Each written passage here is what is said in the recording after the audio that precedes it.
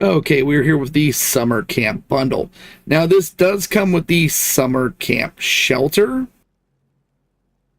as well as the trees, the ground cover, the flag, an emote, and a stash box. Now, I will showcase at the end a quick overview of the actual shelter, and I'll do a more in-depth video as well that I'll link at the end. But starting off, it's actually got some interesting features. Now, first things first, this is actually the shelter entrance. This is where you will actually walk up to. You can see here, any part of this can be clicked from the top to the bottom. Now, it's cool though. You can actually just walk in. It's still all, usable. So this is actually a pretty good decoration on top of everything else. And it's a very interesting, I don't think we've ever had any vehicle ones before. So that is pretty interesting. Now, I'm going to quickly showcase something with the trees that I find is interesting. Because I'm assuming y'all saw it as I panned. The trees, when they are killed, poof. And I know a lot of builders are going and rubbing their hands together with absolute glee, but everyone else is kind of confused why I'm interested in this. That means if you use the flamethrower trap to destroy the trees, they no longer have hitboxes, which means you can make your own tree houses now.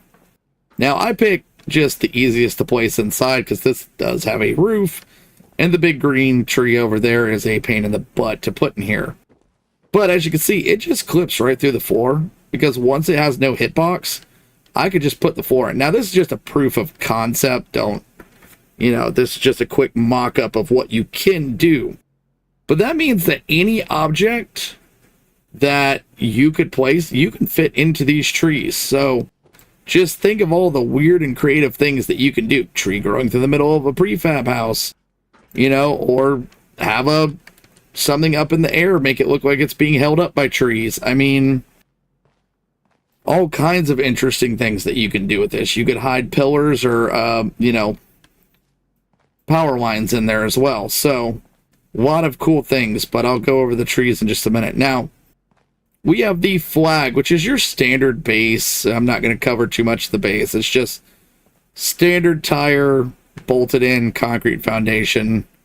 The flag itself is your Pioneer flag. It says forever up or ever upwards.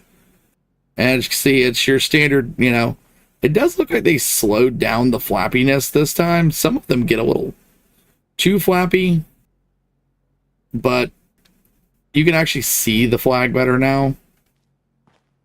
So that at least is nice. The actual stash box here, as you can see, it is a stash box. It doesn't do anything when you click it other than just opening your stash box. You can't open this section, but it is that. Now, this doesn't really give off any light. So I've turned the lights off. It gives off a little tiny bit, but so minor as to be only basic. But now, the actual stash box itself, it's nice that this is a big building. You could place this outside of almost any type of camp. And because of that, it's just nice. It's big. It's easy to see from a distance. It's got a good design to it that, it looks like something that you would want to use, not just have to put in your camp. So that is a nice new option that you've got access to. Now, next up, we have the ground cover and the trees. Now, the ground cover here actually is interesting in the fact that you can kind of raise and lower them a little bit, as I've showcased with this toxic ivy. You can see that it's a little bit raised up, and this one's a little bit. So you got a little bit of variation that you can play around with. Now, there's a lot of things that you can do with this. I remember my first bush set was literally purchased because I wanted to mess with people in nuclear winter. And I would just build little hidey holes. But you can build camouflaged bases with stuff like this and have all kinds of fun with it.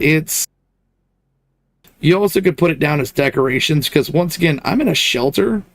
And this works inside the shelter. So it's nice to actually have different types of plants you can place indoors.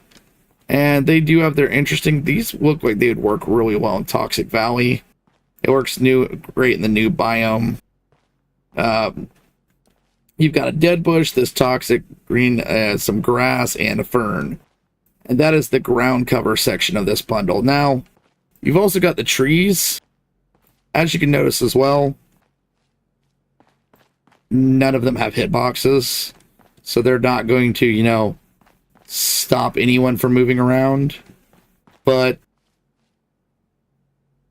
as you can see, you know, if you had enough of them blocking, you could create, you know, some different types of cover with them.